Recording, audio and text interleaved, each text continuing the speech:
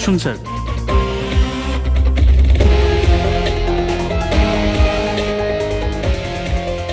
কোথায় body? Sir লাশ ভেতরে আছে। আপনারা কোনো জিনিসে হাত দেননি তো? না স্যার, লাশ দেখে আমরা স্টিম রুম বন্ধ করে দিয়েছি, তখন থেকে আমরা বাইরেই দাঁড়িয়ে আছি।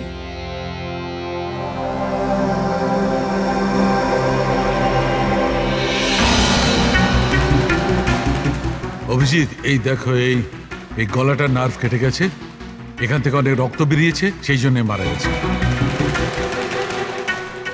স্যার এরা বলছে যে ছুরি মারা হয়েছে, কিন্তু আঘাত তো দেখতে পাচ্ছি না।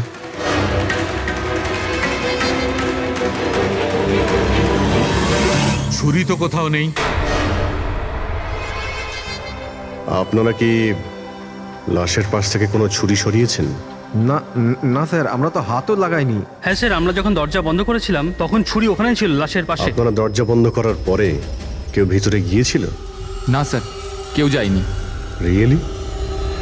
আপনারা জানেন আপনারা কি বলছেন? হ্যাঁ, ভিতরে একটা খুন হয়েছে, লাশ আর ছুরি দুটোই ভিতরে রয়েছে।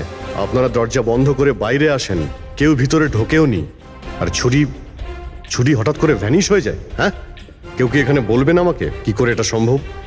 স্যার, মনে হচ্ছে ওরা যখন এদিকে পালিয়ে আসছিল ছুরিটা কেউ লুকিয়ে দিয়েছে। তল্লাশি নাও এদের, তল্লাশি নাও। হাত উঁচু করো।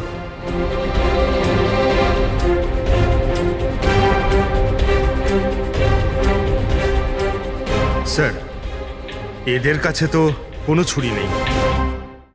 এবার এদের কাছে একবার। স্যার আমাদের অবস্থা তো দেখুন, কোথায় লুকাবো ছুরি?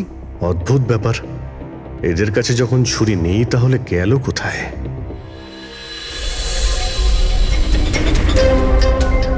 স্যারের গলায় ছুরির আঘাত রয়েছে।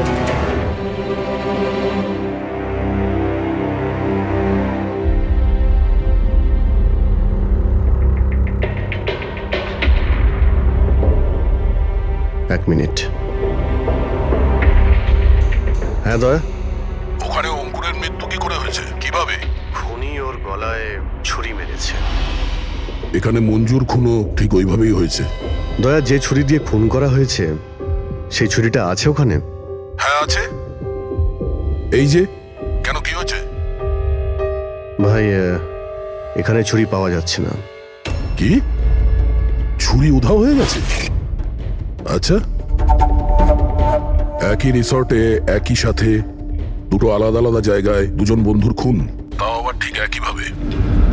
ঠিক আছে, আমি তোমাকে পরে কল করছি। পুরবি, এই ছুরিটাকেও ফরেন্সিকে পাঠিয়ে দাও।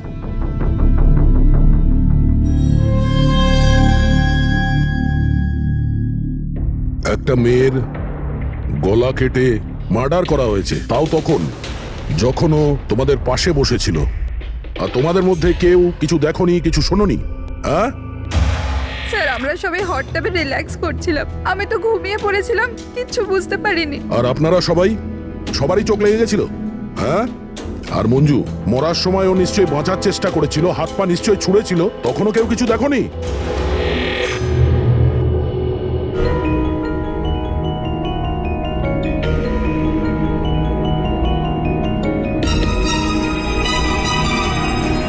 স্যার, হ্যাঁ, স্যার আপনি এখান থেকে ছুরিটা তুলেছেন? ছুরি না তো। কেন? স্যার ছুরিটা পাওয়া যাচ্ছে না। ছুরি নেই? এক্ষুনি তো এখানেই ছিল, কোথায় গেল? স্যার আমরা তো এখানেই রয়েছি, আমাদের চোখের সামনে ছুরিটা হারিয়ে গেল কিভাবে?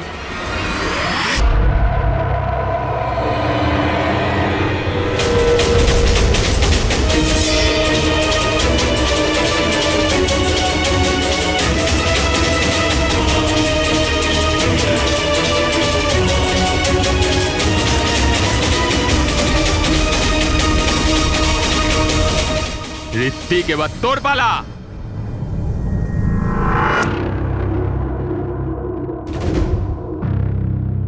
দেখো, এটা বোঝাই যাচ্ছে যে খুনি তোমাদের মধ্যেই কেউ। এখন সত্যি কথা বলে দাও, কি অঙ্কুর আর মঞ্জুকে কে প্রাণে মারতে চেয়েছিল? আপনাদের এটা মনে হচ্ছে যে আমরা ওদের মেরেছি?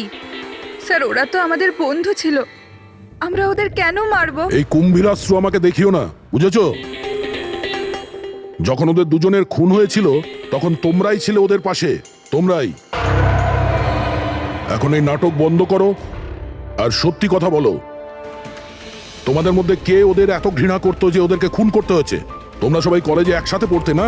কলেজে হতে পারে তখন কিছু হয়েছিল কারোর সাথে যে এতই ঘৃণা ছিল যে 10 বছর বাদেও ওই ঘৃণাটা যায়নি, আর সুযোগ বুঝেই ওদের দুজনকে মেরে দিয়েছো। তুমি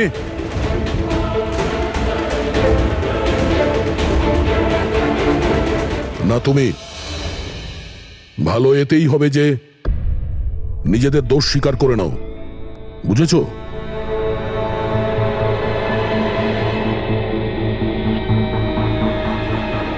কি হলো? হ্যাঁ, কিছু তুমি করিনি। করেছো? আমি কিছু তুমি করিনি। মেরেছো ওদের? স্বপ্ন অঙ্কুরকে মারতে স্যার চেয়েছিল। ও মিথ্যে কথা বলছে। আজ আমি আমার নিজের চোখে দেখেছি। যেটা তুমি করছো না, একদম ঠিক করছো না। আমি তোমায় ছাড়বো না। কি করবে তুমি? হ্যাঁ, তুমি শুধু চেঁচামেচি ছাড়া আর কিচ্ছু করতে পারবে না। তোমার চাবি আমার হাতে আছে, আমার হাতের কাঠপুতুল তুমি। আমি যেরকম চাইবো তুমি সেরকমই করবে, এটা তুমিও জানো। তাই let me go. I hate you, Bye. I hate you Ankur, I hate you. আমি তোমাকে ছাড়বো না, আমি তোমায় মেরে ফেলবো, প্রাণে মেরে ফেলবো। স্বপ্না, কি বলছো? না স্যার, এটা সত্যি যে স্বপ্না অঙ্কুরকে ঘৃণা করতো, খুব ঘৃণা। কিন্তু স্যার ওই অঙ্কুর চুপ। কিন্তু কি? স্বপ্না আর অঙ্কুর হাজবেন্ড ওয়াইফ ছিল, কিন্তু অঙ্কুর স্বপ্নাকে ছেড়ে দিয়েছিল। ওদের ডিভোর্স হওয়ার কথা ছিল। তা সেই কারণে তুমি অঙ্কুরকে এত ঘৃণা করতে? হ্যাঁ স্যার, সেটা কোনো কারণ নয়। আমাদের ডিভোর্স তো এমনিতেও হয়ে যেত। ওই লোকটা আমার বাচ্চাদের আমার থেকে ছিনিয়ে নিতে চেয়েছিল। কোর্টে আমার উপর মিথ্যে মিথ্যে অভিযোগ দিয়ে আমার বাচ্চাদের আমার থেকে কেড়ে নিতে চেয়েছিল। হ্যাঁ, আমি ওকে ঘৃণা করতাম, আমি ওকে খুবই ঘৃণা করতাম স্যার, কিন্তু আমি ওকে মারতে পারি না। আর স্যার, যখন ওর মার্ডার হয়েছে আমরা সবাই হট টাবে ছিলাম। আর ঋত্বিক, তুমি তো ওখানেই ছিলে, স্টিম রুমে। দয়া যখন জিজ্ঞাসা করছিল যে কে যে মঞ্জু আর অঙ্কুরকে ঘৃণা করে, তখন তোমার মুখ ফ্যাকাশে কেন হয়ে গিয়েছিল?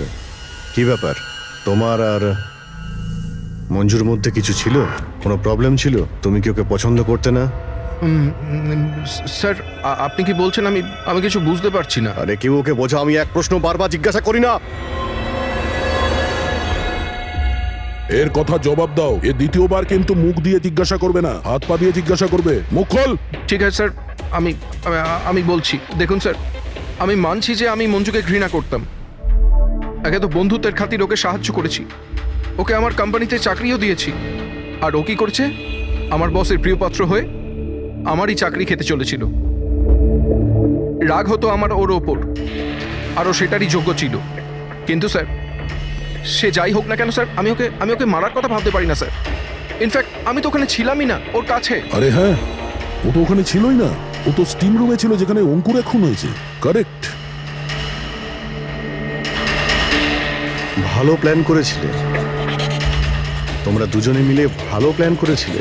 কি অদ্ভুত ব্যাপার, একজন এই স্বপ্না দেবী যে অঙ্কুরের থেকে মুক্তি চেয়েছিল, আর ঋত্বিকের মঞ্জুর থেকে, আর এরা দুজনেই দুজনের কাজ করে দিয়েছে, ওই দুজনকে খুন করে দিয়েছে। রাইট? এই আইডিয়া কোন ফিল্ম থেকে নিয়েছো তোমরা? এরকম কিচ্ছু নয় স্যার। না আমরা কোনো প্ল্যান করেছি, না আমরা কাউকে খুন করেছি। Believe me sir. কে খুন করেছে আর কে করেনি সে সবই জানা যাবে। শুধু একবার ওই ছুরিটা যদি পেয়ে যাই। ছুরিটা এইভাবে হারিয়ে তো যেতে পারে না, এখানেই কোথাও থাকবে।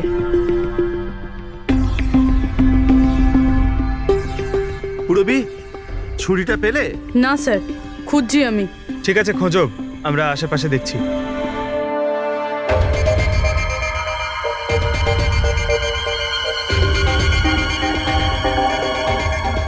স্যার,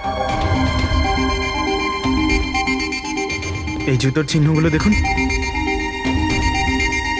মানে এটা বেশিক্ষণের না। তার মানে হলো পঙ্কজ এইখানে কেউ লুকিয়েছিল। আর এই দেখ, কাজগুলো কেমন মুড়িয়ে গেছে। স্যার এখান থেকেই তবে কি হচ্ছিল সেসব দেখছিল। পঙ্কজ, এর মানে হলো এই যে এখানে লুকিয়েছিল না, সেই মেরেছে মঞ্জুকে। পিওপি নিয়ে আসি স্যার, চিহ্নগুলো ছাপ তুলেনি।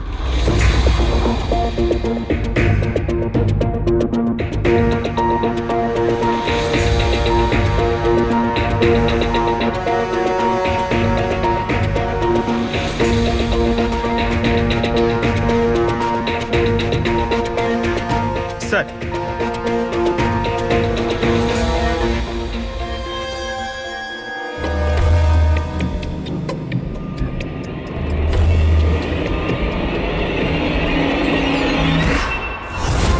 পুরবি পুরবি পুরবি পুরবি পুরবি পুরবি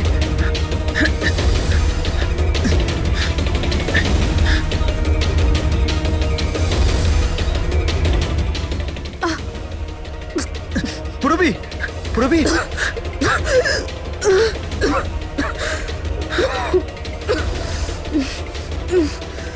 তুমি ঠিক আছো? কিন্তু এসব হলো কি করে? তুমি অজ্ঞান হয়ে গেলে কি করে? জানি না স্যার। সব রেডি আছে? হ্যাঁ স্যার। আর পুরবি, ও কেমন আছে? স্যার ঠিক আছে, ওই ডক্টর সালুংকে ওকে চেক করছে। ঠিক আছে, সবাইকে ডাকো, দেখি এই আংটি আর জুতোর চিহ্ন কার সঙ্গে ম্যাচ করে। আসুন আসুন, এইদিকে এইদিকে আসুন।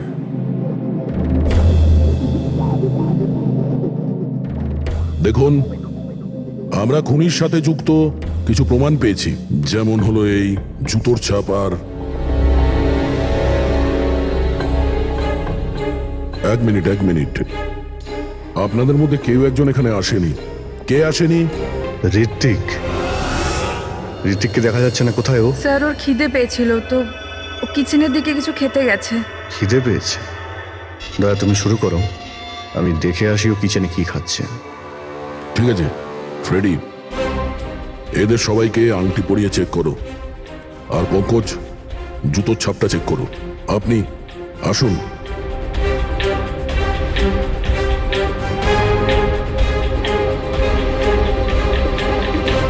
Next.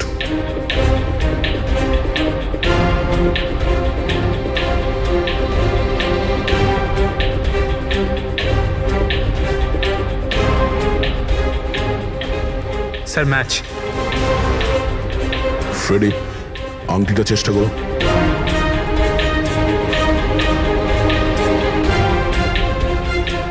Sir perfect match. Ankita, ওইখানে দাঁড়িয়ে যাও। নেক্সট।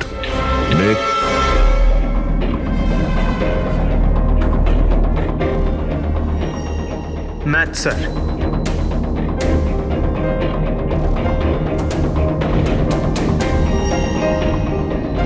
নেক্সট।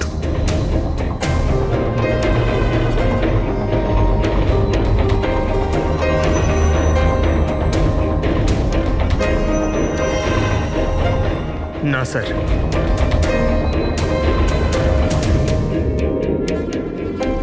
Match sir. আংটি। ম্যাচ। তাহলে আপনাদের তিনজনের মধ্যে কেউ ওই গাছের পেছনে লুকিয়েছিলেন, মঞ্জুকে খুন করার আগে কিংবা খুন করার পরে।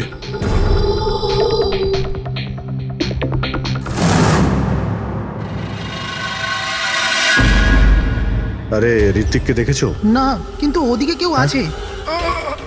ঋত্বিক, ও নো। হ্যাঁ অভিজিৎ। আরে ভাই, ঋত্বিককে কেউ খুন করেছে। হ্যাঁ, কিচেনে। তোমরা তাড়াতাড়ি এসো, তাড়াতাড়ি। কাউকে এখান থেকে তুমি পালাতে দেখেছো? না। তুমি কি এখানে কাউকে যেতে বা আসতে দেখেছো? স্যার।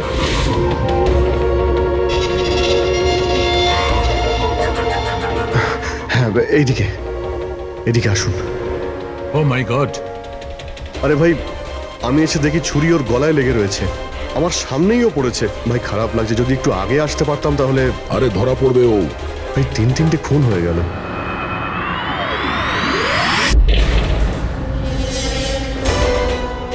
আরে ভাই, এটা কি ধরনের মজা? ক্রাইম সিনে তোমরা সিআইডি অফিসার হওয়া সত্ত্বেও গাফিলতি করছো। কি বলছেন কি আপনি? এটা মজা করার সময় নয়, এখানে খুন হয়েছে। হ্যাঁ আমি জানি এখানে খুন হয়েছে, আর আমি এখানে কি মজা করছি স্যার? তবে কে করছে মজা ভাই? কি হচ্ছে ডক্টর সালুকে? দয়া, যদি অভিজিৎ না করে থাকে তুমি করেছো। তোমার জানা উচিত প্রমাণকে অবহেলা করা উচিত নয়। ডক্টর সালুকে রিল্যাক্স, আগে এটা বলুন যে কি ব্যাপার। আরে ভাই, ছুরিটা ছিল, যেটা দিয়ে খুন করা হয়েছে সেটা কোথায়? আরে ছুরি এখানে সিঙ্কের মধ্যেই রয়েছে। সিঙ্কে কোনো ছুরি নেই। তুমি কোথায় গেল ছুরি? হ্যাঁ, এক মিনিট স্যার, 1 মিনিট। এবার আমি কিছু বুঝতে পারছি। এই ছুরিগুলো হঠাৎ করে উধাও হয়ে যাওয়া, এটা খুনির একটা দারুণ প্ল্যান। এখানে 3টে খুন হয়েছে, 3টে খুনেই প্রত্যেকবার ক্রাইম সিন থেকে ছুরি এইভাবে উধাও হয়ে গেছে। প্রথমে স্টিম রুমে, যেটা বাইরে থেকে বন্ধ ছিল, তারপর জাকুজিতে, আমাদের চোখের সামনে। এসব কি হচ্ছে কি এখানে? ছুরিতে তো আমি হাতই দিইনি। এটা কি হতে পারে? আমাদের চোখের সামনে এখানে ছুরি ছিল, কিন্তু এখন নেই। আরে ভাই, এখন তো মনে হচ্ছে সব ছলনা হচ্ছে। হতে পারে আমাদের মাথা খারাপ হয়ে গেছে, না হলে অথবা আমাদের মাথা খারাপ করার চেষ্টা করা হচ্ছে। ঋত্বিকও মারা গেছে। আর এবারেও মার্ডার ওয়েপন মানে ছুরি নিজে থেকেই উধাও হয়ে গেছে। মনে হচ্ছে যে কেউ আমাদের বোকা বানাতে চাইছে। সেই জন্য আপনাদের রুমের আমরা তল্লাশি নিই, আর আমরা এটা পাই।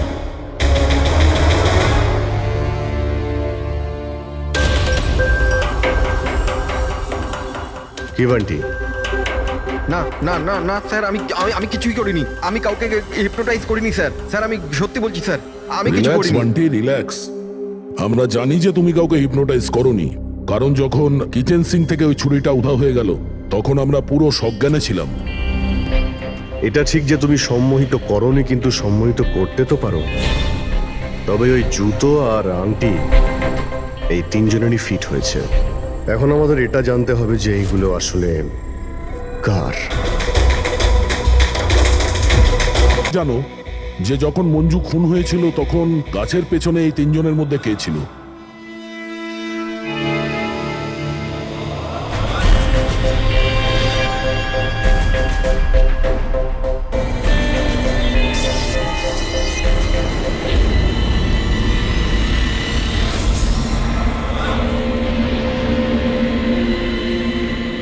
রিল্যাক্স, দীর্ঘশ্বাস নাও।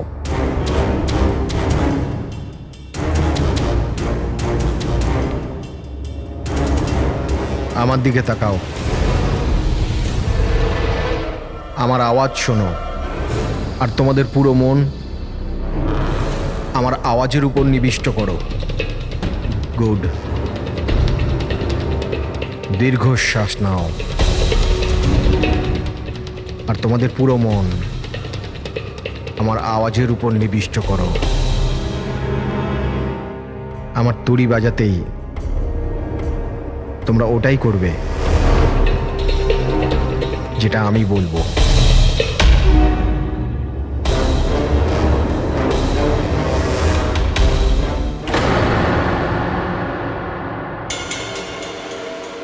এই সফিনা আর অঙ্কিতা, এরা দুজনে তো সম্মোহিত হয়ে গেছে, কিন্তু সম্মোহনের প্রভাব তো এই পিঙ্কির উপর পড়েনি।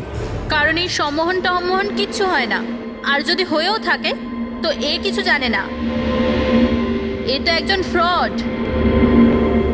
যদিও কিছু না পারে আর এরকম কিছু না হয়, তাহলে ওরা দুজন কি করে সম্মোহিত হলো? আর এই কারণেই যে এরা দুজনে কিছুই করেনি, আর সম্মোহনের জন্য তৈরি ছিল, আর ওদের মন বান্টির আওয়াজে কেন্দ্রিত ছিল। কিন্তু তুমি এটা করনি, তোমার ভয় ছিল যে আসল সত্যিটা না বেরিয়ে যায়, তাই তো? কি লুকোচ্ছ পিঙ্কে তুমি? হ্যাঁ বান্টি, এদের সম্মোহন থেকে বাইরে নিয়ে এসো।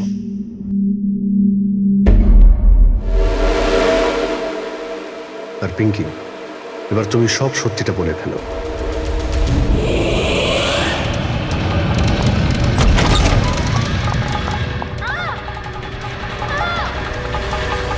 চল চল, এইসব করে কোনো লাভ নেই। গাছের পিছনে তুমিই লুকিয়ে বসেছিলে তো? হ্যাঁ, সেটা আমিই ছিলাম, কিন্তু আমি কারোর খুন করিনি। আমি আমি আমি তো শুধু স্বপ্নের উপর নজর রাখছিলাম, ব্যাস। স্বপ্না? কেন? কারণ অঙ্কুর এরকম করার জন্য আমাকে টাকা দিয়েছিল। অঙ্কুর চেয়েছিল যে আমি স্বপ্নার এমন কিছু ছবি বার করি যাতে কোর্টে এটা প্রমাণ হতে পারে যে স্বপ্নার অন্য ছেলেদের সাথে অ্যাফেয়ার আছে। কিন্তু আমি এরকম কিচ্ছু করতে পারিনি। জানি না কেন ওখানে আমার খুব মাথা ঘুরছিল। যেমনটা আমার হয়েছিল। আর আমি ওই ট্যাপটায় পড়ে যাই। আর এর কারণটা কি ছিল? স্যার ওই জলটাতে একটা কেমিক্যাল ছিল, আর ওখানে ভেপারের জন্য ওটা ওখানকার সবার নিঃশ্বাসের সাথে মিশে যায়। এই জন্য ওখানে সবাই নেশায় ছিল। ও, সেই জন্যই মঞ্জুকে খুন করার সময় কেউ দেখতে পায়নি, কারণ সবাই নেশাতেই ছিল। হতে পারে এই কারণেই ও নিজেকে বাঁচানোর চেষ্টাই করতে পারেনি। পিঙ্কি, তুমি ওই গাছের পিছনে কতক্ষণ ছিলে? যখন সবাই হট টাবে চলে এসেছিল তখন থেকে আধ ঘন্টা আমি ওখানেই ছিলাম। তাহলে তো খুনিকে নিশ্চয়ই তুমি দেখেছো। মনে করো।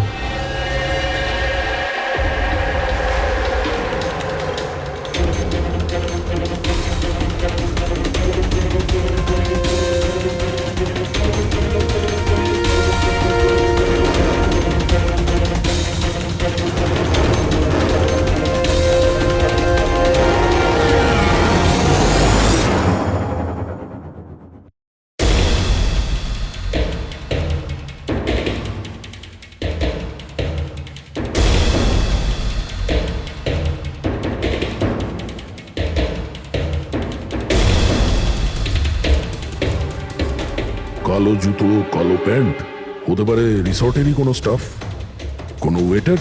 আর আমরা খেয়ালই করিনি এরা ছাড়াও অন্য কেউ খুন করতে পারে।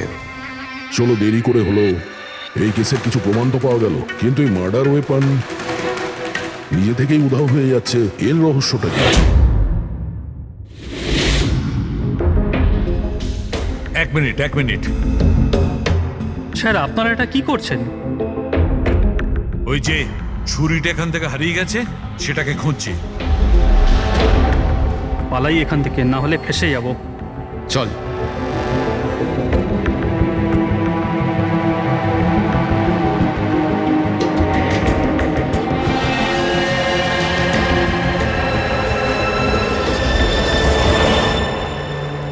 পিঙ্কির কথা অনুযায়ী খুনি এইখানে দাঁড়িয়ে ছিল। ও যেহেতু রিসর্টেরই কোনো স্টাফ,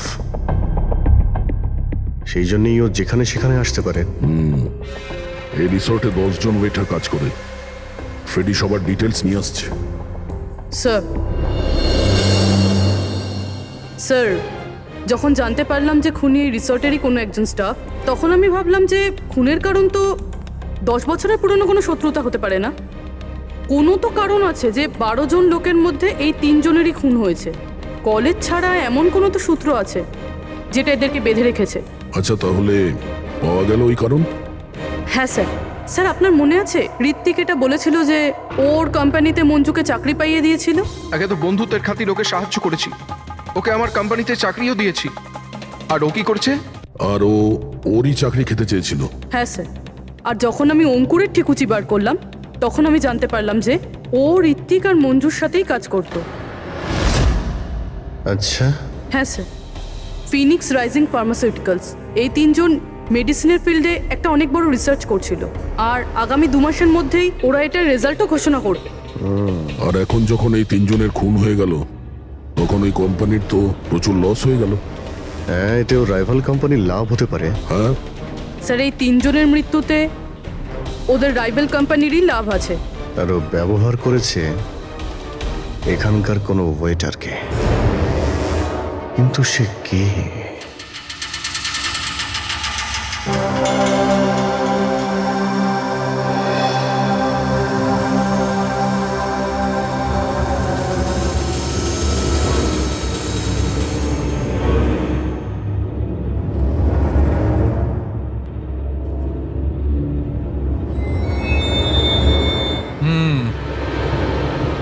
এই তিনটেতেই কিচ্ছু পাওয়া গেল না।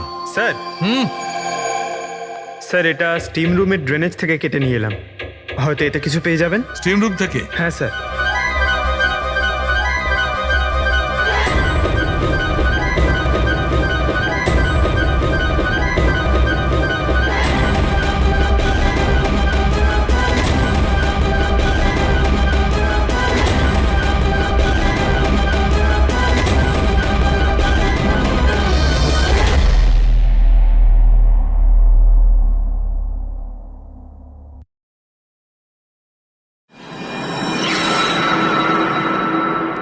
পঙ্কজ, এই দেখো কি পাওয়া গেছে। কি পেয়েছেন স্যার? এটা হচ্ছে ছুরি। এত ছোট একটা ছুরি? একদম ঠিক বলেছো পঙ্কজ, ধরে নাও এটা একটা ছুরি।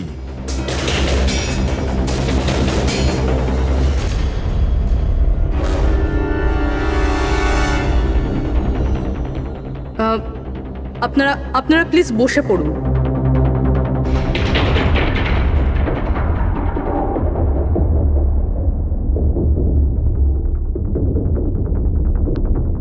হ্যাঁ, বসুন। এবার আমরা আপনাদের কিছু কেরামতি দেখাতে চলেছি।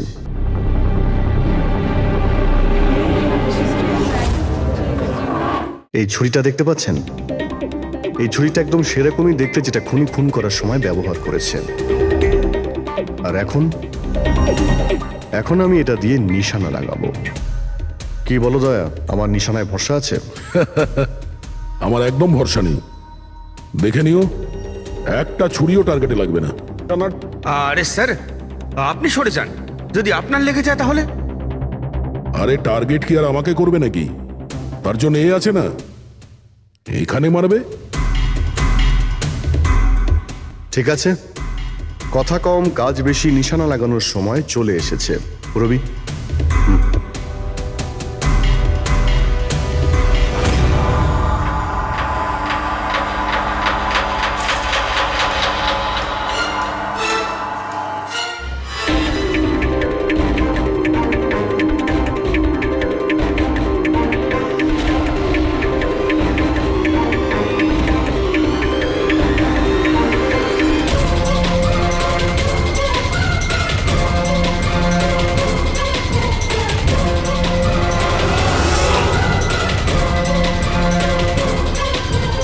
এবার আমার পালা।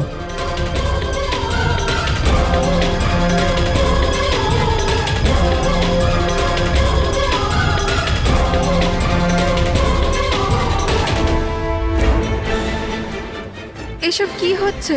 এটা তো কোনো জাদু। আরে জাদু টাদু কিছুই নয়, হাতের খেলা। বসে পড়। না এটা জাদু আর না হাতের কোনো সাফাই, এটা সায়েন্স, বিজ্ঞান। এখানে 3টে খুন হওয়ার পরে 3টে ছুরির উধাও হওয়ার পিছনেও এই বিজ্ঞানেরই হাত রয়েছে। আর এই 3টে কেসেই যেখানে খুন হয়েছে ওখানে জল পাওয়া গেছে, আর সেটাও যেটা তাপমাত্রা নর্মালের থেকে অনেকটাই বেশি ছিল। যেরকম স্টিম রুমে ভাপ, হট টাবে গরম জল, আর কিচেনেও সিঙ্কের কল থেকে বের হওয়া গরম জল। এই গরম জলের সাথে ছুরি উধাও হয়ে যাওয়ার সম্পর্ক কি? খুব গভীর সম্পর্ক। এই ছুরি লোহা কিংবা স্টিল দিয়ে হয়নি, বরঞ্চ এমন একটা ধাতু দিয়ে বানানো হয়েছে যে গরম হাওয়া কিংবা গরম জলে গেলেই গলে যায়। গ্যালিয়াম। দেখবে কি করে? হ্যাঁ,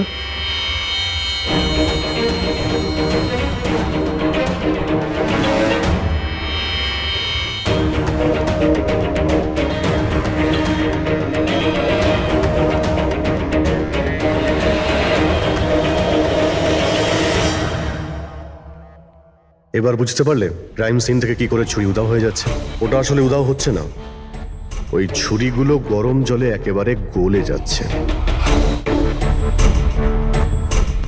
খুনি বুঝে শুনে খুন করার জায়গা আর হাতিয়ার এমন ভাবে বেঁচেছে যাতে কোনো প্রমাণই না পাওয়া যায়। কিন্তু সেই অপরাধীটা কে? আসলে সেটাই আফসোস যে এখনো খুনিকে আমরা ধরতে পারিনি। তাড়াতাড়ি ধরা পড়ে যাবে। আপাতত আপনারা সবাই আপনাদের রুমে গিয়ে বিশ্রাম নিন। ঠিক আছে, আসুন আপনারা।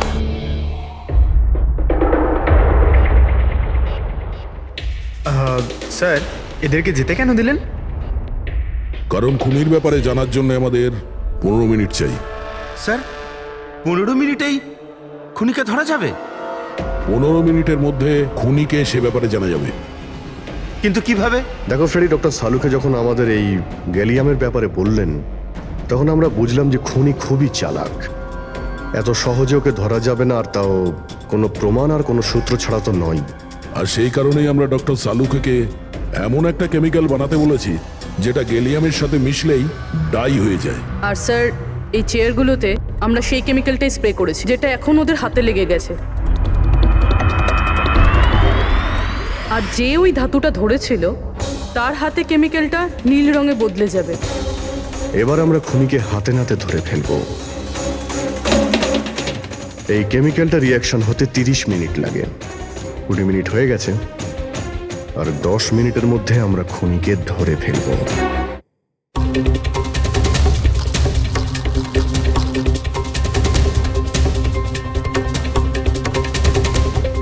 কি হলো, কিছু সাহায্য করবো নাকি? এটা এইভাবে উঠবে না, এটা তুলতে কেমিক্যাল লাগবে। কেমিক্যাল দিলেই উঠে যাবে, আর কেমিক্যাল আমাদের কাছে আছে। আমার পিছু নেবেন না, মেরে দেবো আমি।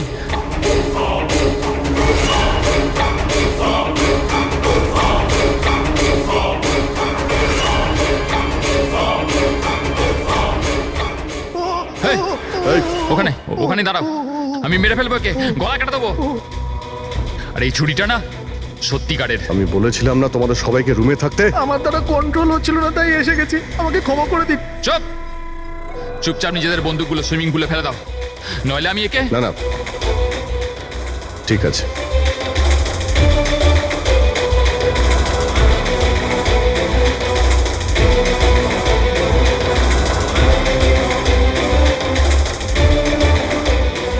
বুদ্ধি তো তোমরা খুব ভালোই ব্যবহার করেছো, কিন্তু ধরতে পারবে না আমায়। আমাকে চুপচাপ এখান থেকে বেরোতে দাও, না হলে এখান থেকে তুমি কোথাও যেতে পারবে না। এই, একদম বোকামি করো না, ছেড়ে দাও ওকে। আমি জানতাম যে তোমরা সত্যি জেনে যাবে আর আমাকে ধরে নেবে, সেই জন্য আমি সব ব্যবস্থা আগে থেকে করে রেখেছি। বাইরে পার্কিং লটে আমার একটা বাইক দাঁড়িয়ে আছে। আরে শোনো, তোমার প্ল্যানিং যে খুব ভালো সেটা আমরা জানি। কাছে আসবে না আমার। আচ্ছা, এদের তুমি কেন খুন করছো? হ্যাঁ, মেরে দেবো আমি আরে একে। এদের খুন কেন করছো?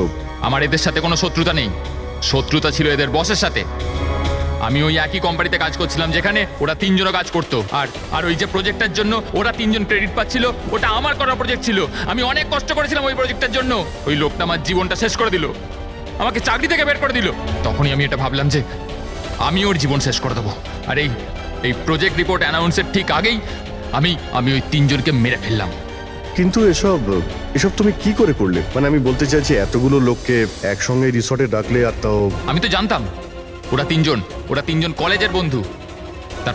তারপর আমি এই রিসর্টের মধ্যে চাকরি নিলাম, আর তারপর আমি পিঙ্কিকে একটা দারুণ অফার দিলাম, এইখানে এই রিসর্টে পার্টি করার। তার মানে তুমি এই রিসর্টে যখন কাজ করতে, তখন তো তুমি যে কোনো জায়গাতেই যাতায়াত করতে পারতে। খুন করে বেঁচেও যাচ্ছিলে, আর কেউ কিছু জানতেও পারছিল না, তাই না?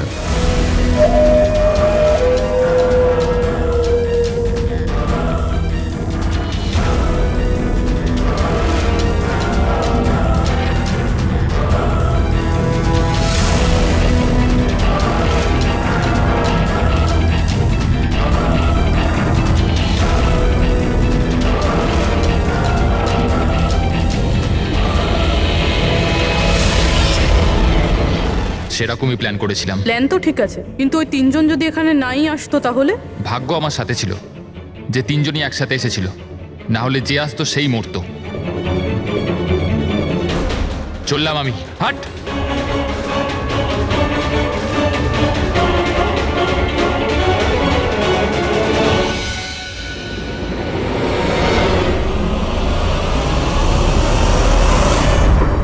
তোমার কপাল যে সবসময় ভালো হবে এই কথার কোনো ভিত্তি নেই। চলো, এবার তোমাকে আমরা কিছু গল্প শোনাই। চল।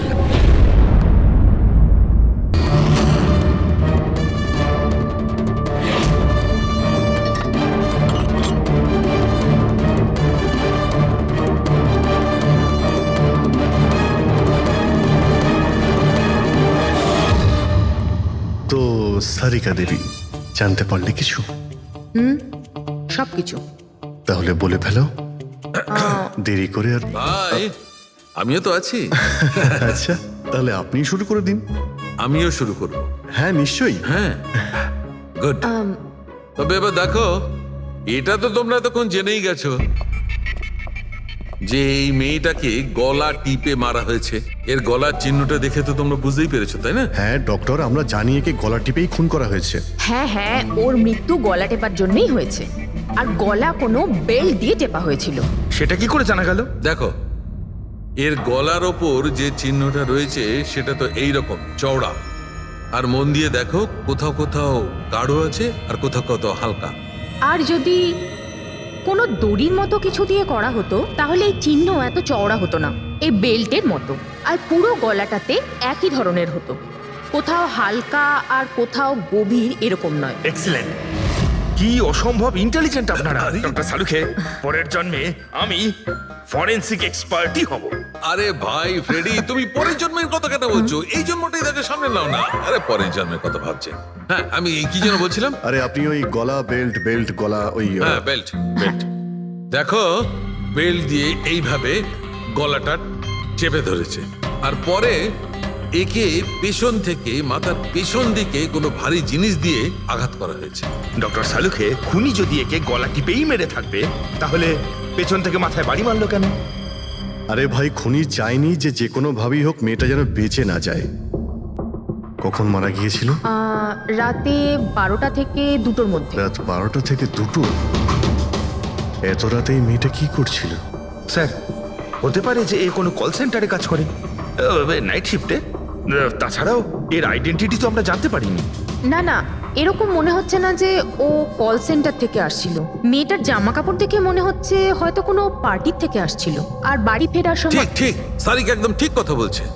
এ কোনো পার্টিতেই গেছিল, কারণ এর পেট থেকে আমরা মেক্সিকান ফুডের পার্টিকেলস পেয়েছি, আর কফি। মেক্সিকান খাবার? হ্যাঁ, এসব আমি দেখাচ্ছি, এসব। এই দেখো, এইগুলো আমরা টেস্ট করেছি, আর এর দ্বারাই জানতে পেরেছি ওই যে ফুড ছিল সেটা মেক্সিকান ফুড ছিল। কি কি খেয়ে থাকতে পারে এই মেয়েটা? অ্যাভোকাডো, টমেটো, পেঁয়াজ, চিপস, আর ও হয়তো কফিও খেয়েছিল, কারণ আমরা ভেজিটেবল অয়েল আর কর্নেরও অংশ পেয়েছি।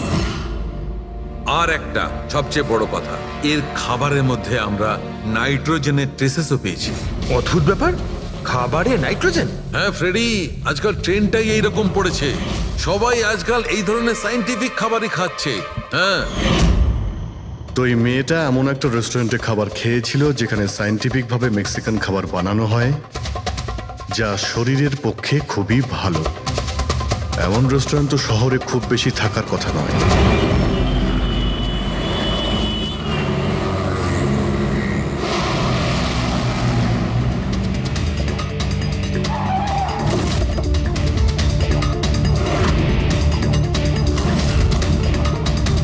মনে হচ্ছে নিশ্চয়ই এখানে কোনো ক্লু পাওয়া যাবে।